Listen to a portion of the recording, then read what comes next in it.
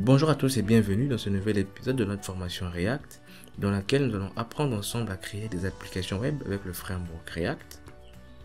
Alors, dans ce nouvel épisode, nous allons enfin commencer à créer le premier composant de l'application de minuteur. On va commencer par le composant box. Alors pour ça, je vais dans le dossier source.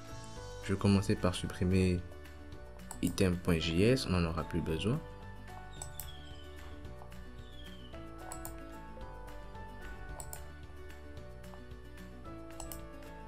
Je vais créer un nouveau fichier.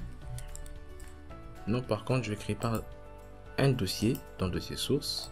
Nouveau dossier. Je vais appeler composant. Ce dossier comprendra tous les composants, sauf bien sûr le composant app. Alors maintenant, on doit connaître comment ça se passe. On va importer les modules dont notre composant a besoin.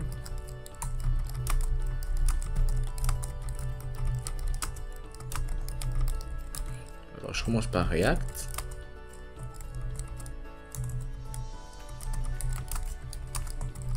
Et aussi la classe component.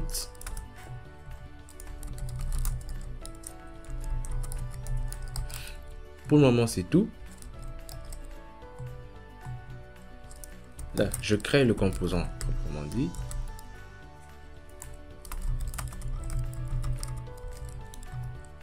Alors pour le moment, on va faire en sorte que tous les composants soient des class components. Mais plus tard, on va voir lesquels doivent devenir des stateless components.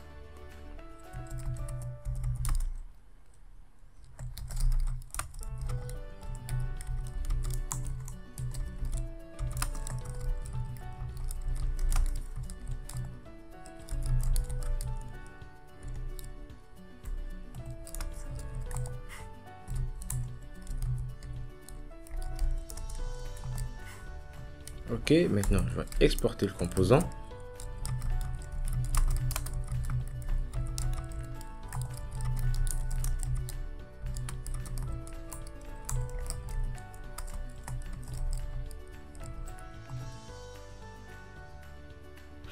Alors maintenant il ne reste plus qu'à rendre quelque chose.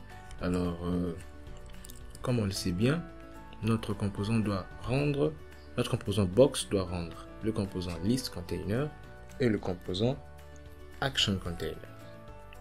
Alors je les mets dans l'ordre, je mets list container et ensuite action container. Alors là, React n'est pas content parce que je renvoie deux éléments React au lieu d'un seul. Je vais mettre tout ça dans une balise div.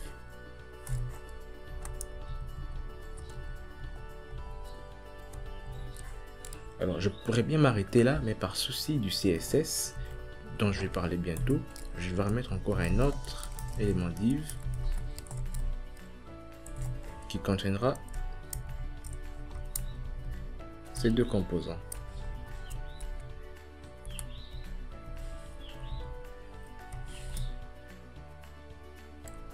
Alors, je crois que c'est bon comme ça.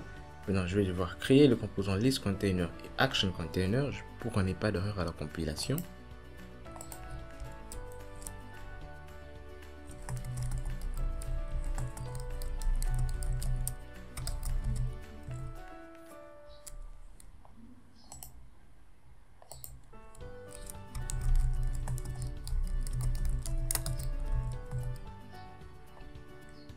Alors, je commence par action container. D'ailleurs, pour aller vite, je vais faire juste du copier-coller.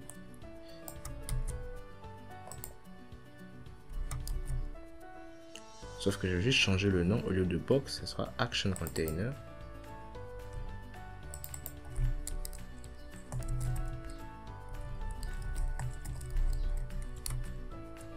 Et ça va nous rendre juste un paragraphe qui dira action container.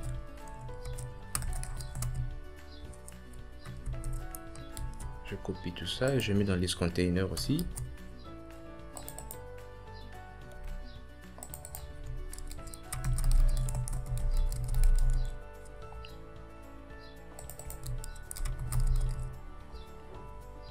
Bon, j'importe les nouveaux modules dont j'ai besoin de list container et de action container. Je vais importer action container from action container.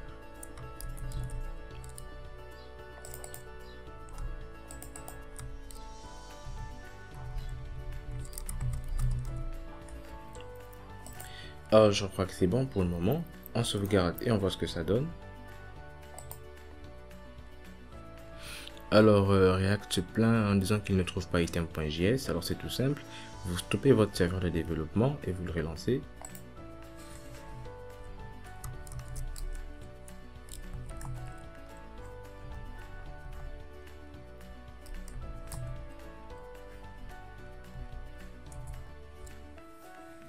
Alors ça n'a pas réglé l'erreur, je crois que je devais devoir supprimer une ligne. Voilà, cette ligne, comme ceci. Et aussi, je vais mettre un peu d'ordre là-dedans.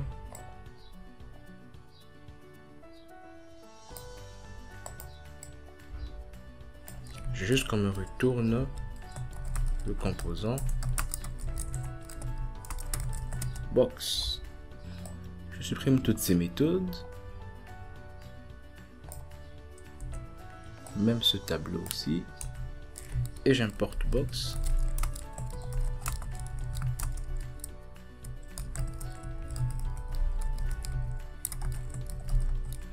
Oups, j'ai nommé le dossier composant au lieu de le nommer components, alors je le renomme rapidement. Comme ceci.